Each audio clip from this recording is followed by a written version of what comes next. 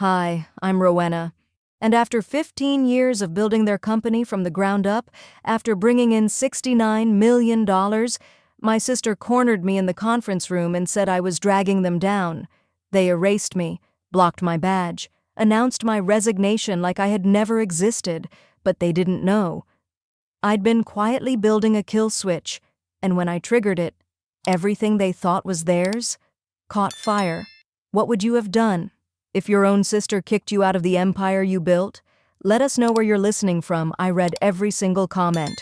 And now, I'll tell you everything. Tuesday morning started like any other. I parked in my usual spot, third level, corner space, with just enough shade from the maple trees beginning to brown at the edges. Autumn crept slowly into Charlotte, and the air carried that crisp, polite chill that made everything feel just a little clearer. Fifth floor. My heels clicked down the polished hallway, echoing louder than usual. The front desk receptionist, Lena, barely glanced up from her screen. No smile, no good morning. Her fingers hovered stiffly over the keyboard. That was my first clue. I brushed it off. Inside my office, I dropped my bag, straightened the framed photo of my son from his college tour last fall, and reached for the quarterly report binder. Except it wasn't there. Odd. I checked the credenza. Nothing. My assistant usually preps the report the night before, precise, tabbed, and color-coded. I stepped out and caught a glimpse of her down the hallway. She looked up, eyes wide, like she'd been caught sneaking out of a movie she shouldn't have been in.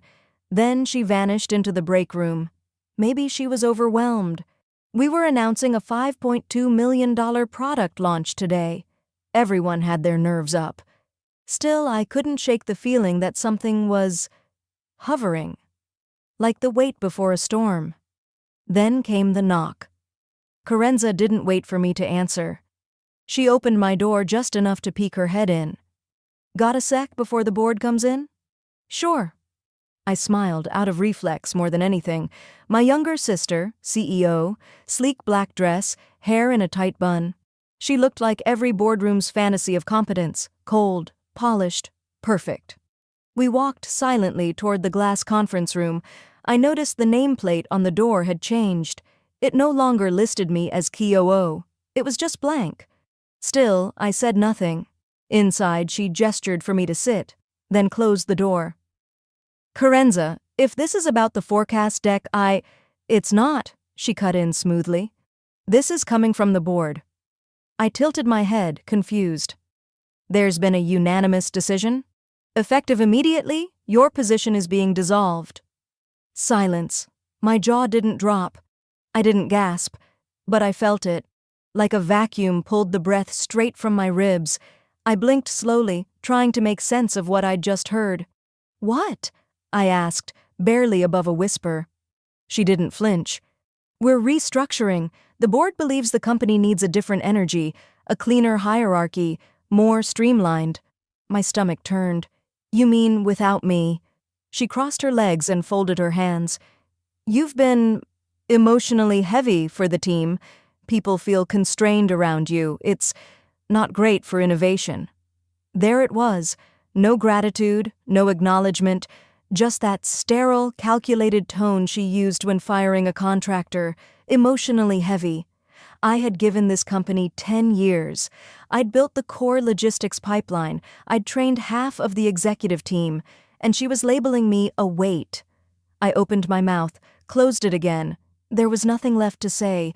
The words, "You're dragging us down emotionally," replayed in my head like a bad voicemail I couldn't delete. And in that moment, something inside me shifted, not broken, but cracked just enough to let something sharper in. You can collect your belongings after business hours, she added. Your badge has been deactivated. My hands rested lightly on my lap. No fidgeting, no panic. I met her gaze with eyes that didn't blink. I see, I said, and that was all. I stood, walked out without a glance back. As I passed the corridor, Lena pretended not to notice me. The break room emptied as I approached. Even the intern avoided eye contact. Outside the elevator, I stopped. There, mounted by the exit wall, was the metal sculpture Dad had gifted us both when we launched the company, his version of Equal Daughters. It was welded from old car parts, strong, functional, silent.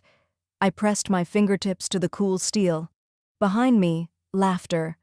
Carenza's voice, sugar-sweet, rising over clinking glasses. She was already entertaining investors. No time wasted. I let my hand drop, walked away. But just before the elevator doors closed, I leaned in and whispered, only for myself, "Let's see what happens when the silence ends." The elevator doors slid shut behind me, but I didn't press any buttons. I just stood there, staring at the brushed steel, listening to the faint echo of Carenza's laughter from the hallway. That echo stayed with me, clung to my skin all the way down to the parking garage. By the time I reached my condo, night had already poured itself across the city like ink over glass. Charlotte looked soft from up here, quiet, like it hadn't just watched me get gutted behind glass walls.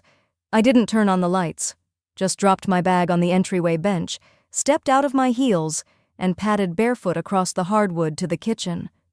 The wine bottle had been there since last Christmas, a gift from a vendor I barely remembered. I poured a glass. Didn't drink it.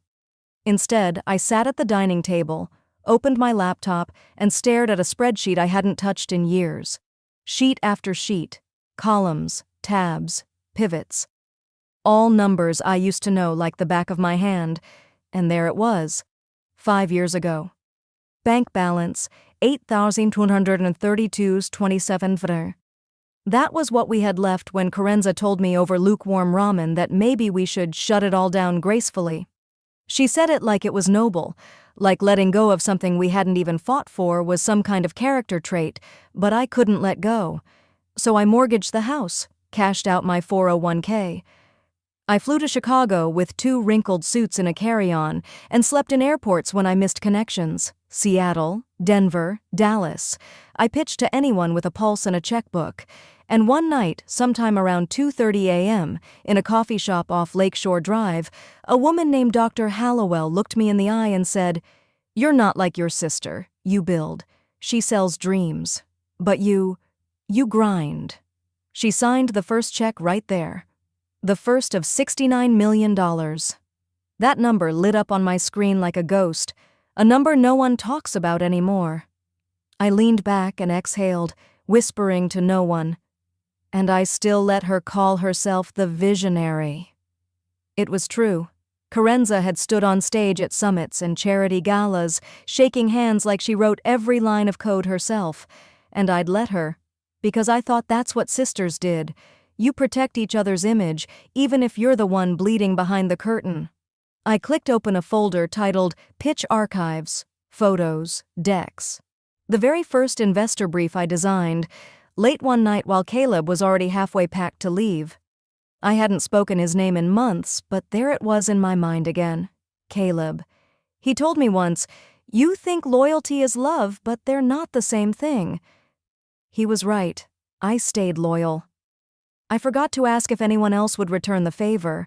My eyes blurred, not from tears, from staring too long into the past. I pulled up an old clip, one of our early investor calls, Carenza stumbling over the term burn rate, confusing net with gross revenue.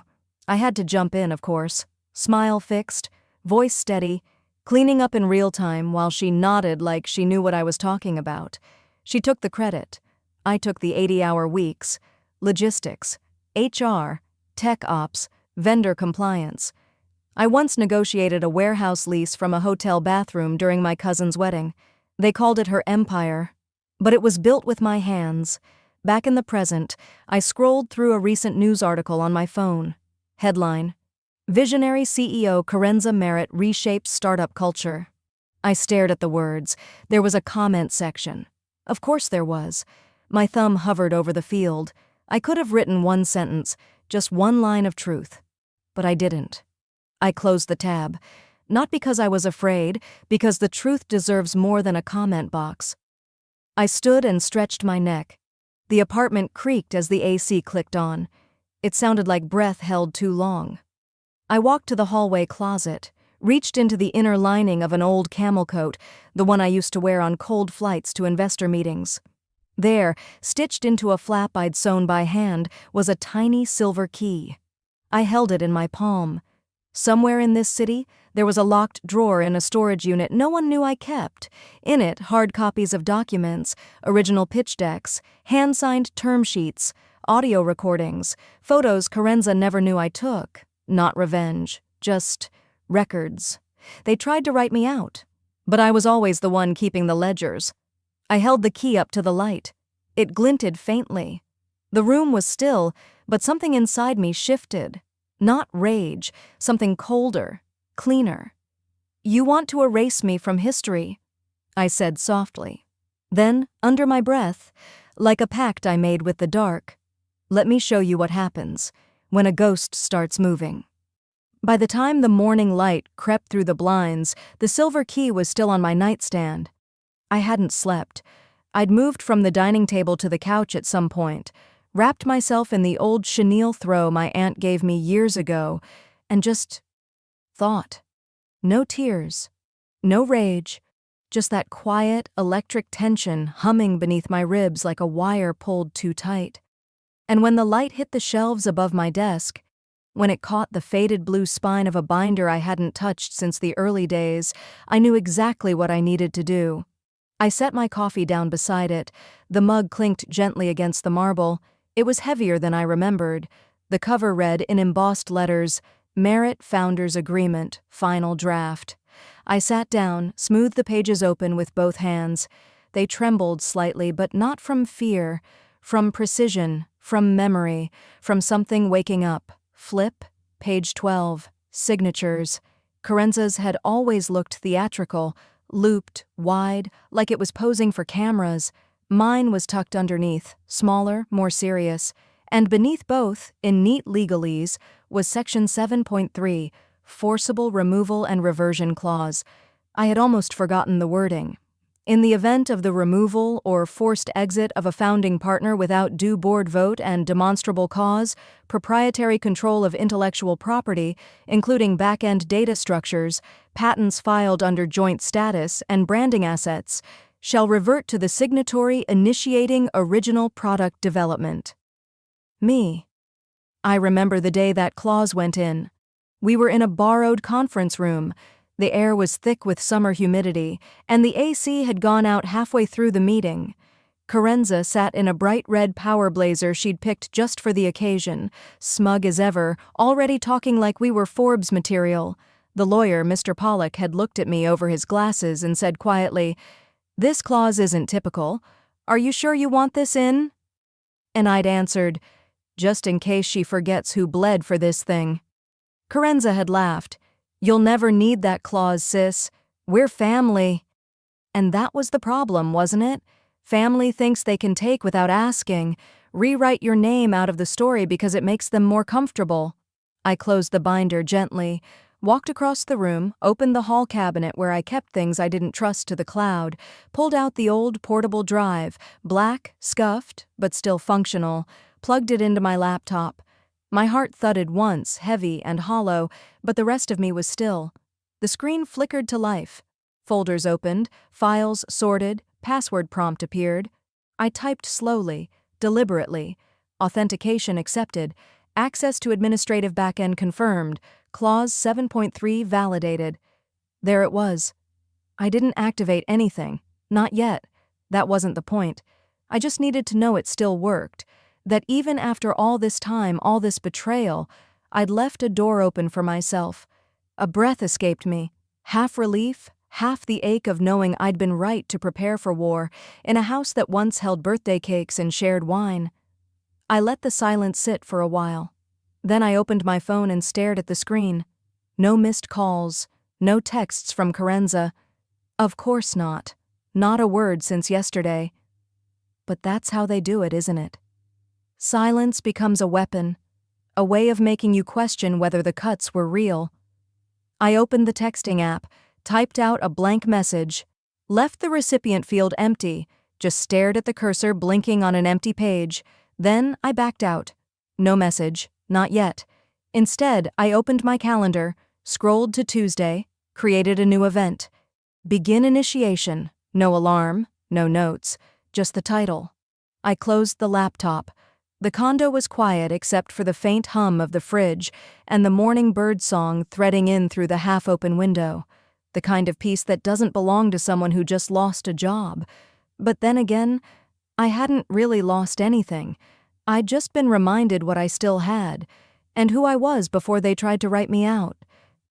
By Tuesday morning, the air in Austin had that strange stillness right before a storm. Not the kind with thunder, just the kind that builds behind your ribs. I was already up before the alarm buzzed, hair pulled back, sunglasses on, thermos of black coffee in hand. I didn't need a plan. I just needed to see it. The building, my building, or what used to be mine. The streets had changed since we first broke ground. Back then, this block was mostly old brick offices and secondhand bookstores. Now, sleek cafes, charging stations, bright young interns with ID badges clipped to their collars like medals. I stood across the street, leaning against the edge of a lamppost, letting the morning sun burn off what little chill was left in the air. My sunglasses caught the reflection of the building, 12 stories of polished glass and steel. It was beautiful, efficient, imposing, exactly how we designed it. Across the front windows ran a large vinyl decal in bold white, built on bold ideas. I nearly laughed into my coffee. Not we. Just they now. Behind the wide panes of glass, I could see them. My old team, laughing over bagels and paper cups, probably celebrating some new partnership or funding round. Someone had even put up gold balloons in the conference room, those oversized metallic ones you get at Target that spell out things like 100K users or congrats. They looked happy, or maybe just unaware. No one was looking toward the sidewalk. No one even noticed me. That wasn't the part that stung. What stung was that it didn't hurt as much as I thought it would. I crossed to the plaza corner and leaned against the stone bench we'd had installed, back when we believed in community space. From here, I could see the main entrance. See Carenza sweep through it with a group trailing behind her. Long coat, confident steps. She didn't look back. Of course she didn't. Then something caught my eye. Above the door was a large digital display, a ticker of rotating announcements and headlines. One frame flashed the new version of the company homepage. My heart slowed. There it was, the co-founder banner. Except it didn't say co-founders Rowena and Carenza. It only said founded by Carenza Merritt. My name? Gone. My face? Nowhere in sight. Even the app's origin story, the one we wrote together over 100 late nights, had been rewritten. Inspired by a vision Carenza sketched on a napkin during her MBA. That napkin was mine. I stared up at the screen as it looped the story again. I had been erased, and it wasn't by accident. It was intentional, strategic, clean. They hadn't just fired me. They'd rewritten the narrative, brick by brick, bite by bite. "Damn shame," said a voice behind me, low and a little gravelly. I turned slightly. It was Saul, the old overnight security guard. Must have been close to retirement even when I was still coming in before sunrise. "They told me you retired," he said, rubbing the back of his neck like the words tasted wrong in his mouth. I managed a small smile. "Something like that." He looked at me for a second, eyes soft, then nodded once and kept walking. I watched him go. A few minutes later, I headed home. No need to linger, no need to be seen. That wasn't the kind of story I was writing anymore. Later that night, after I'd kicked off my shoes and set my phone to Do Not Disturb, I opened my laptop. Fingers moved without thinking, straight into the back-end interface of the app. The login portal blinked. I typed. It opened. No one had touched the legacy code, not even renamed the core modules. My initials still lived in the commit history. I scrolled. Not to sabotage, not yet, just to remember. The algorithm that powered our first viral boost. The beta feedback we'd translated into the UI Carenza had taken credit for. The notes we left in the code, teasing each other about variable names. It was all still there. I clicked the tab closed gently, set the laptop aside, let my hand rest on the edge of the couch cushion as the fan whirred softly overhead. Let them have their balloons, their staged press shots, their headlines about female founder success. Let them think I walked away. They had no idea what I still held. And Tuesday? That was just the beginning. The cursor blinked once, then vanished as I closed the laptop lid.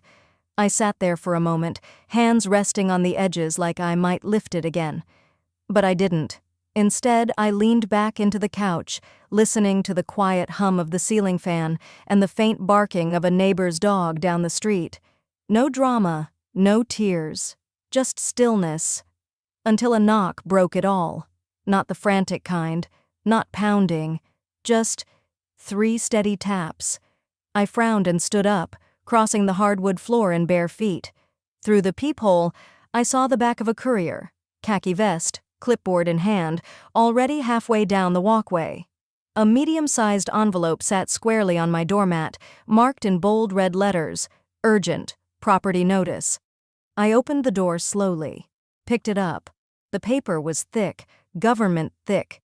You know the kind, slightly too rigid like it's trying to impress you. I didn't open it right away. Instead, I walked back to the kitchen, set the envelope on the island counter, and poured myself the rest of the coffee from this morning's brew. It was lukewarm, slightly bitter, still better than what they served in the office cafeteria. I peeled the flap open and slid the documents out with careful fingers. The top page was a formal header: transfer of ownership, intellectual and real property clauses enclosed. My name was on the first line, then below it, Carenzas, as recipient. I blinked. There was a full paragraph beneath the header stating that I, Rowena Lane Cross, had willingly and voluntarily signed over my co-founder equity, my IP rights, and my residual licensing claims related to the company, dated 3 years ago. I felt something cold slide down my spine. Not fear, not even anger, just the slow, tight squeeze of disbelief, because I hadn't signed this, not ever. But the signature at the bottom? It looked like mine. The loops, the weight on the first stroke. It was uncanny. I flipped the page, then another. Notarized, stamped, filed with the state of Texas. They weren't bluffing. They had filed this. Somehow, somewhere, someone had manufactured a full legal document claiming I'd gifted everything, my life's work, to her. No buyout, no transition, no acknowledgement, just vanished. I sat down hard at the kitchen stool, the papers trembling slightly in my hand. The sunlight outside kept streaming through the window above the sink like none of this was happening, like it was just another Tuesday. I picked up my phone and scrolled to Mason's name. He'd been my lawyer for almost a decade, helped me through the early patent filings, the seed funding mess, the prenup I ended up not needing. If anyone could tell me what this meant, it was him. He answered on the 3rd ring. "Ro? Hey, I just got something on my porch," I cut in. "Can I forward you a scan?" A pause. Of course. I snapped quick photos under the island light and sent them over. 2 minutes later, he called back. "This looks real," he said. I could hear the shuffling of papers, the tension tightening in his breath. Where did this come from? "A courier," I said flatly. "But Mason..." "I didn't sign that. I never would have." "Then someone forged it," he said. "And they didn't cut corners. The stamp matches your filing notary from 2 years ago, but the timestamp on the document, that's fabricated. It's backdated, artificially sealed." I exhaled slowly. "So what does that mean for my stake?" "It means, on paper, you never had one." My silence must have said it all, because Mason's voice softened. "I'll start digging," he said. "But this wasn't amateur work, Ro. This was coordinated. This was well-financed." I was staring down at the signature again. She used to joke that my handwriting looked like someone who played the violin. Controlled chaos, she called it. And she'd studied it well enough, apparently, to replicate it perfectly, with a little help from the right tools. AI models could generate fake voices, fake faces. Why not fake contracts? "Who would have had access to the old archives?" Mason asked. I didn't hesitate. "Carenza!" He didn't respond, but the line stayed open. I heard him breathe. Then I heard my father's voice in my head, not actual words, just the memory of it. He used to say, "The clever ones don't beat you in a fistfight, they beat you in the fine print. You'll never see it coming if you're only watching what's loud." I hadn't listened, because I thought family, chosen or not, still meant some kind of line you didn't cross. I was wrong. They didn't just rewrite the company history, they were trying to bury the proof that I had ever mattered. I stood up slowly, laying the document flat across the counter like it was an autopsy report. And in a way, it was. It was the official death certificate of my name, my claim, my legacy. I stared at it for a long moment, then whispered, almost to myself, "You just declared war." The document sat on the counter like it was still watching me. I didn't sleep. Couldn't. I watched the sky shift from pitch black to a pale, hesitant gray. The blinds in my tiny East Austin rental let in just enough light to remind me the world hadn't stopped, though mine had tilted. I stayed on the couch all night, knees pulled to my chest, phone face down beside me. The untouched cup of coffee I poured at 4 a.m. had gone cold hours ago. There was a flash drive in the drawer of my desk, a small one, matte black, no label. I'd almost forgotten it existed. Almost. I stood, slow and deliberate, like any sudden movement might make this too real. Crossed the room and opened the drawer, pushing aside old receipts and charger cables. My fingers found it. Cool, familiar. I didn't plug it in right away. I sat on the edge of the bed, staring at it. Then, without even thinking, I reached for my old phone, a dusty one I hadn't touched in a couple years, and opened the voice recorder app. There, nestled between old voice memos, was one labeled, "Dad, Shop Talk." I pressed play. His voice crackled through the tiny speaker. "If they ever push you out, make sure they realize who built the floor they're standing on." He said it after a board meeting gone sideways, when a venture firm tried to edge him out of his second company. He never let it happen, but he always knew I'd face worse. That sentence, those 12 words, landed like a match on dry wood. I stood and plugged the flash drive into the side port of my backup laptop. It lit up blue. Inside the folder named Beta Vault Backups, I found it, a buried file labeled vault.lockcode.rnx. I remembered now. It was a late-night feature I coded alone back when we were still in beta, something Mason never even knew about, a security protocol, not meant for sabotage, just for safety. I called it the Vault Lock. The logic was simple. If the infrastructure was ever accessed from an unauthorized environment without a specific admin token, mine, the data flow would halt. All integrations would stall. Auto pipelines? Gone. Live tracking? Frozen. User refresh rates? Dead. They'd have 72 hours to correct it, or the backend would fold like dominoes. And Carenza never knew it was still live.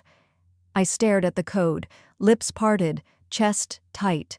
Not from fear, but from something deeper. Grief. Not just for what I lost, but for what she chose to become. The last time she hugged me, she whispered, "No matter what, we did this together." That was the day our first round got funded. Now she forged a signature to erase me. I copied the encrypted key to a new drive. Fresh. Untraceable. Slipped it into a small envelope and wrote 2 things on the front, "Rowena Cross" and "Do not open unless instructed." Then I grabbed my purse, keys, and sunglasses, walked down the 3 flights of stairs to the street below, passing joggers and dog walkers and folks heading to work like it was any other morning. It wasn't. I drove to a nearby credit union I still had an account with, one they didn't know about, and rented a safe deposit box. Paid for 6 months in cash. No paper trail. The box clicked shut with a finality that almost felt ceremonial. On the way home, I parked under the shade of a tree and dialed Mason. He answered on the first ring. "Ro? I found something," I said quietly. "I need you to start drafting something airtight." He paused. "Define airtight." "I want to go public, with evidence, but I don't want them to see it coming. Not until it's too late. Another pause. Rowena, once we do this, we're not putting the genie back in the bottle. I know, I said, my voice steady. She made sure of that. I'll get on it, he said. Send me what you can. I will. We hung up. Back at the apartment, I sat down in front of the framed prototype on my wall, a small circuit board with copper threads framed under glass. It was the first physical mock-up of the biometric sensor we built everything around. People laughed at it once, called it naive, fragile. But it changed everything. I leaned forward and touched the edge of the frame. You were never theirs to own, I whispered. I stood up, walked to the desk, and sent the first anonymous message. Then I turned toward the screen and waited, watching. The screen blinked once, then silence, no alerts, no error codes, just a stillness that wasn't natural, not in a system like ours. I didn't move. I just watched. 10 seconds. 15. Then I clicked the tab closed, leaned back in my seat at the co-working space I'd rented for the week, and took a long breath in. Outside the window, downtown Austin buzzed with a strange calm, but inside HQ, 10 blocks away, I knew it had begun. They wouldn't feel it all at once, not yet, but it was already in motion. By late morning, the cracks had started to show. It began with small things, minor glitches.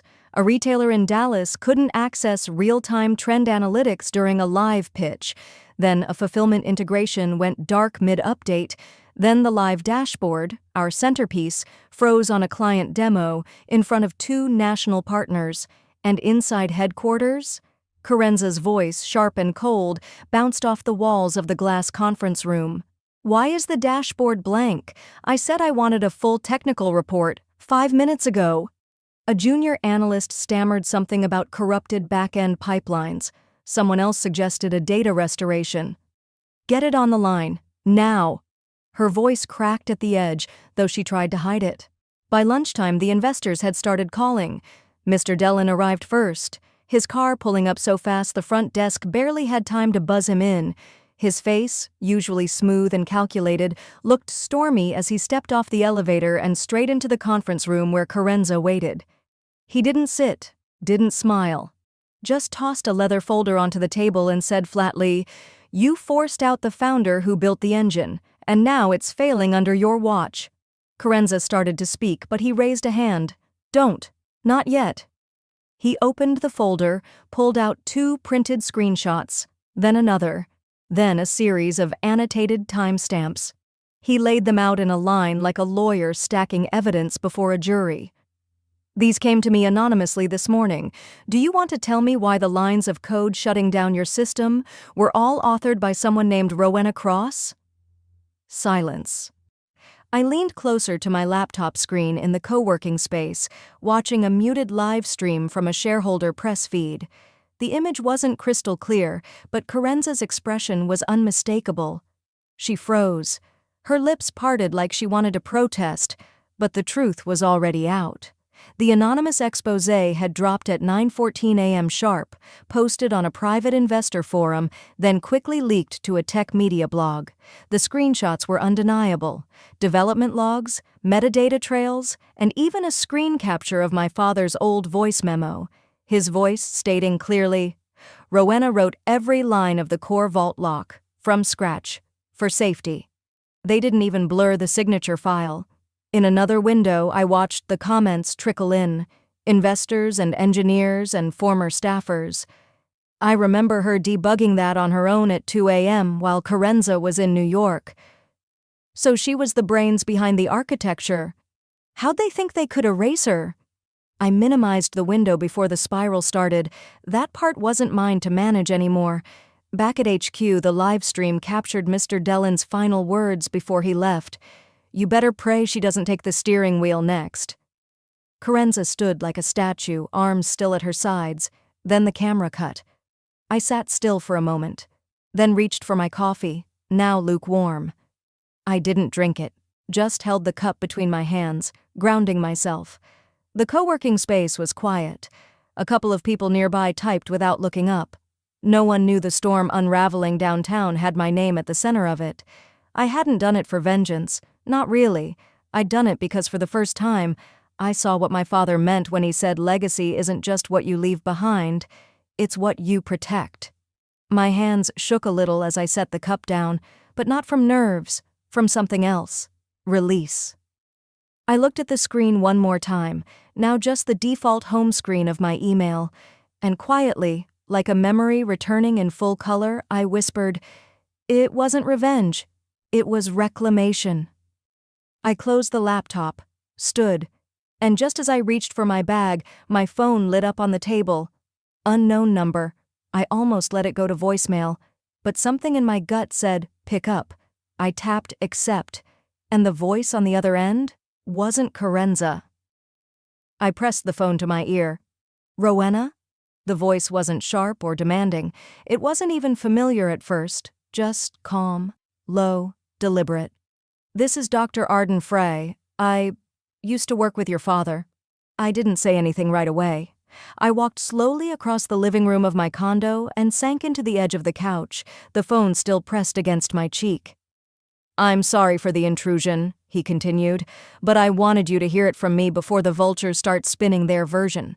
I leaned forward, staring at the floor. "How long have you known?" I asked quietly. "Since the night you were pushed out. I reached out to your father years ago when things started shifting. But by then, he was already backing away. Quietly. You were the one still building, still believing." He paused. I could hear the weight in his breath. Not guilt. Something closer to sorrow. "Your father trusted you for a reason," he said. "I'm not letting them erase you like they tried to erase him." That was the night it started. Months ago now. We'd met in the darkened lobby of a law firm after hours. No lights, just a side entrance. Dr. Frey wore a navy coat and carried a weathered briefcase. Inside were documents, financial trails, fund reallocations, vendor payments tied to shell entities Kerenza had created after our father passed, all registered under advisory firms that didn't actually advise anyone. He had proof, and he wanted me to have it. "I was too afraid to speak up," he'd admitted then, "but you look just like your mother when you get mad. That fire." Back in the present, I turned toward the window. The sky was going deep violet. City lights blinked on one by one like slow applause. "And the shutdown?" I asked. "You already know," he replied. I did. The kill switch I'd embedded was never about destroying the system. It was a spotlight, one built to flicker at exactly the right time, just long enough for the code to point fingers at who'd altered what, when, and why. Just long enough to lead the right people to the wrong hands, and it had worked.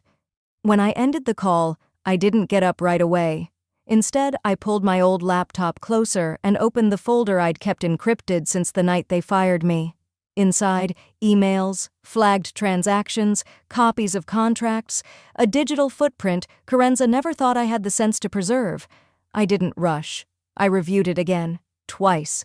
Then I composed the email to the SEC.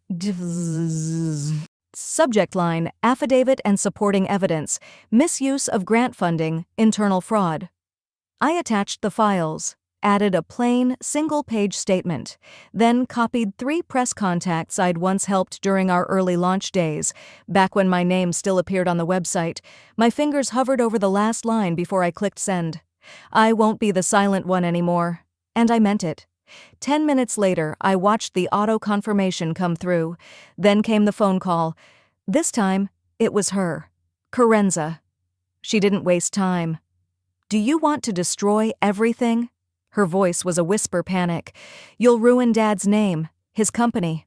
You'll burn it all to the ground." I stood up and walked into the kitchen, phone on speaker, kettle hissing behind me. "You think this is about revenge?" I said calmly. "You think I wanted this?" She didn't respond. "The only reason I waited this long was because of him." The line stayed quiet. Then she spoke again, barely audible. "I was trying to protect his legacy." I laughed, but not because it was funny. "You protected the version that let you sit in the spotlight. He didn't want a statue. He wanted integrity." There was a rustle on her end, maybe the sound of her pacing, or maybe something breaking. "You're making a mistake," she snapped. "No.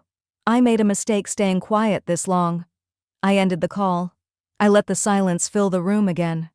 Later that evening, with the last of the sun slipping behind the hills, I closed my laptop, stood up, and walked over to the drawer by the bookshelf.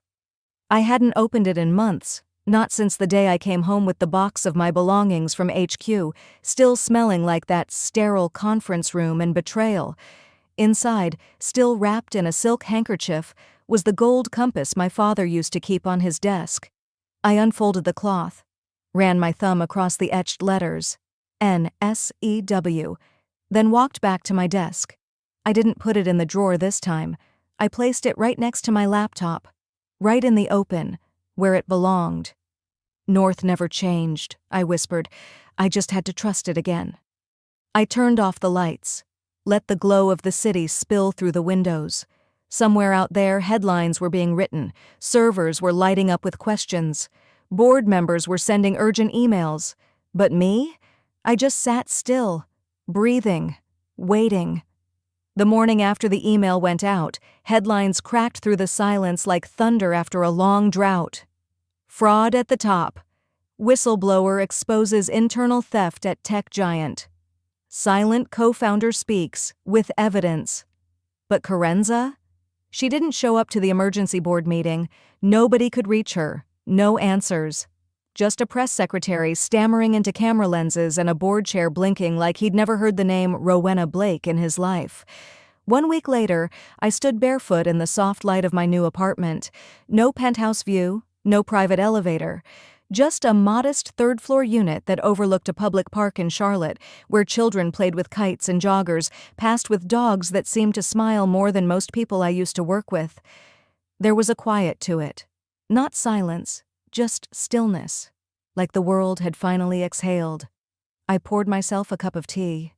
The good kind, loose leaves from a local shop I'd discovered on my second day here. Sat down at a reclaimed wood table with papers spread neatly in front of me. LLC documentation, filed, stamped, and mine. The nonprofit was small, no staff yet, no gala, no press release, just a mission. The Blake Initiative for Invention Integrity. We'd fund young inventors, especially the ones shoved aside, silenced, or boxed out by family-run companies that smiled in their faces while stealing their names. Dad would have liked that. I'd been offered the CEO seat 2 days ago, a call from the board's interim head, trying to sound casual. "We know things got out of hand. We'd like to reset." Reset? I didn't even answer. Just forwarded the message to my spam folder. They didn't want me back. They wanted the public back.